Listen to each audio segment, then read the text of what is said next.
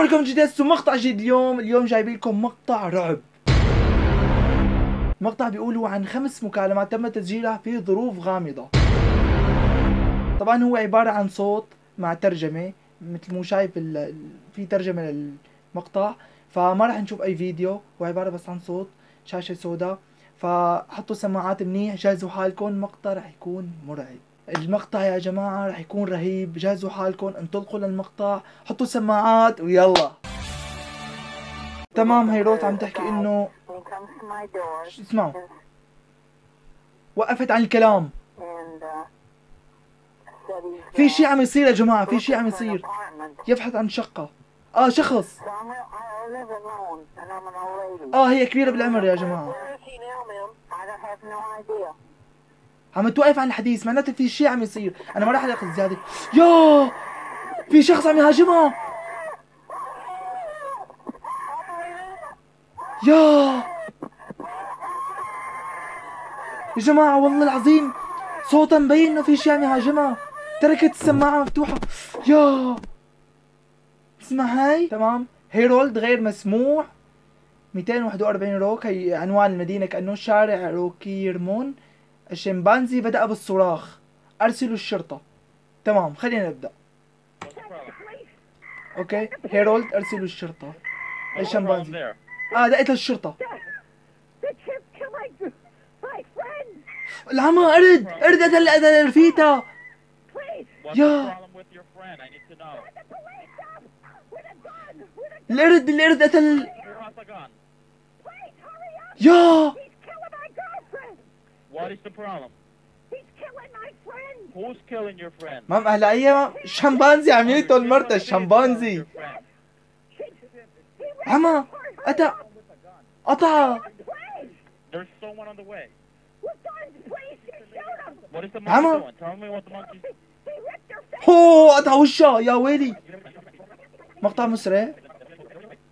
If the monkey moves away from your friend, let me know, okay? كأنه على الشرطة الطوارئ حششوا معي، يعني عم ياخذوها معهم بالمزح. Why are you saying that she's dead? She's dead. He ripped her apart. He ripped what apart? Her face? Everything. He ripped her apart? يا هلا هي معناتها يا حقيقة يا ما عم تتمألس عليهم. معقول الشمبانزي يقتل بنت؟ تمام، مقطع مسرع. Sandra, stay in your car. Sandra, I need you to stay in your car. طب هو شو عم يساوي قدام الشمبانزي؟ ليش ما قتل لها؟ في شيء غلط.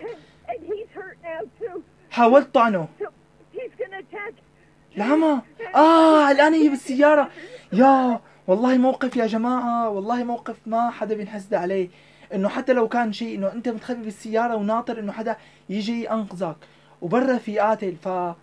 عم تذكرني مقاطع رعب، انه انا كثير شايف افلام رعب بيكونوا هن محبوسين وخايفين من شيء انه يكون موجود برا، سواء انه قاتل او حيوان او اي شيء مثل هلا الشمبانزي. فاعتقد انه اول شيء انا ما كنت مصدقها، فهلا وقت حكت انه هي علقانه بالسياره فاكيد في شيء صح، ما بظن المكالمه غلط او فيها شيء تركيب. شوف هلا اللي بعدها الطوارئ مولاتها بتتصل منه.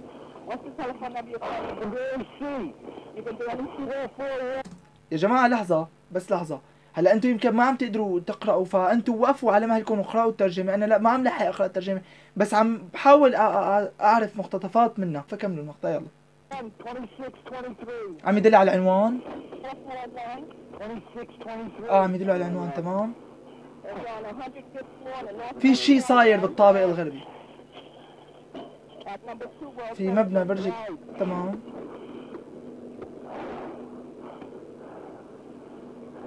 في شيء عم يلتهت الزلمه من سيء لأسوأ. شخصين هن،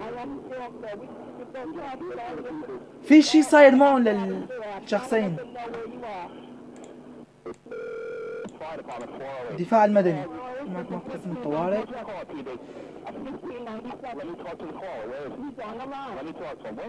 حريق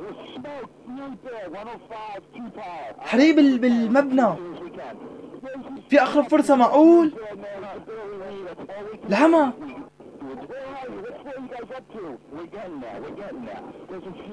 والله العظيم في شيء ما بفوت بالراس يا جماعه. معقول انه تاركينه على انه نحن نحاول؟ طفى التليفون. يا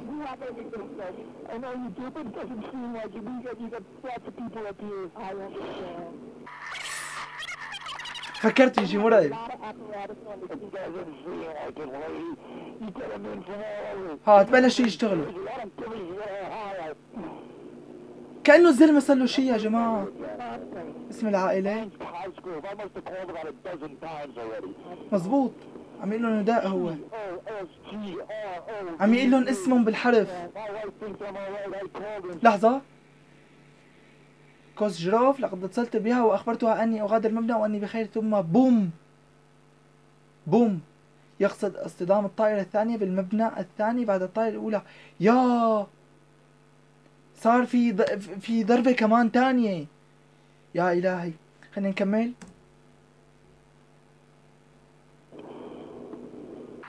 اوكي مقطع مسرح. رد عم ردوا. ما فهمت. ما قدامك صورتان. تمام. يا شو صار يا جماعة؟ أنا هذا المقطع ما فهمت منه شيء. هن عم يطلعوا من طابق لطابق بس ما فهمت شو اللي صار آخر شيء. كأنه انهار البرج. هون الغلط كان من الطوارئ، او الغلط انه هن لحالهم كانوا موجودين عم يطلعوا من طابق لطابق.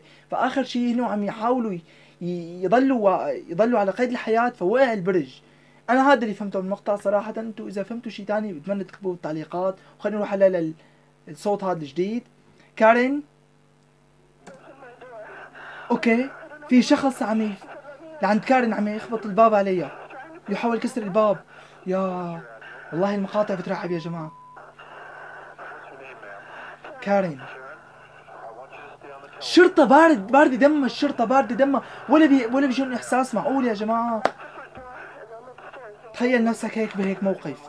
والله اعصابك بتكون طفلة. اجباري بدها تنفذ تقل يعني. يا دخل المنزل. يا يا يا ويلي. ليك الحمار شو عم يقول لي على اقفلي الباب بالمفتاح. يا إله. والله بده يفوت لعنده معلم. وين بده على الباب معلم خالص يعني. شو عم تساووا؟ يا هلا تزعلين معي؟ اكيد عنده يكون قتلها لكان بده يقتلها. بده يشوفها بده يقتلها. عم تحكيه. ليك الشرطي قال انهم في الغرفة. قسما بالله اعصابهم ما بعرف باردة ولا شو عم يعملوا. ليك عم تحكيه. والله الله يعينه على المشهد. يا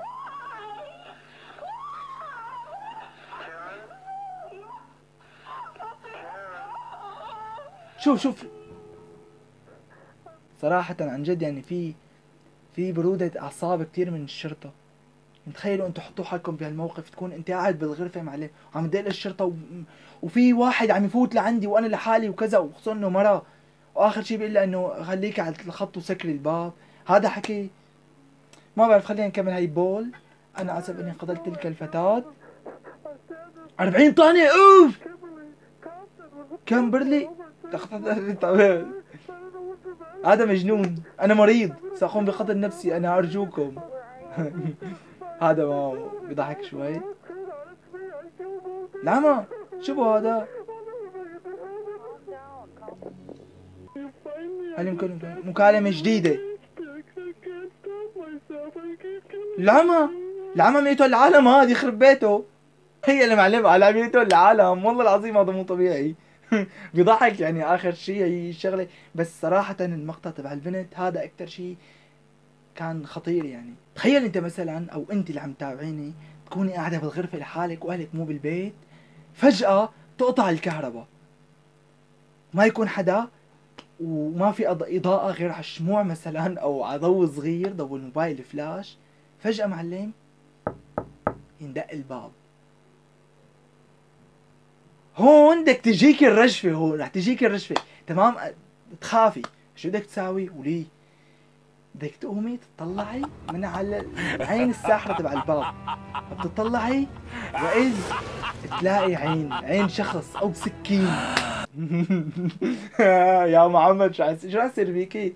وصفي لنا شعورك بهي الحالة، أو أنت وصف لي شعورك بهي الحالة، تكون قاعد لحالك ندق الباب وفجأة تطلع من عين الساحرة وتلاقي شخص ومقطوع الكهرباء. وصف لي شعورك يا معلم. طيب يلا هيك بنكون وصلنا لنهاية هذا المقطع. ان شاء الله تكونوا حبيتوا هذا الشيء، شفتوا اللي صار، المقاطع اللي صارت، الاتصالات، ان شاء الله تكونوا استمتعتوا فيه. صراحة انا مثل ما تكون البنت كان اكثر شيء موقفها خطير، انه اقتحم على بيتها وقتلها، اختفى الصوت، اكيد بده يكون قتلها. ما تنسوا تحطوا لنا لايك، اشتركوا بالقناة وفعلوا جرس التنبيهات. شكرا كثير لكم على دعمكم. بنشوفكم بعد بكره بمقطع جديد.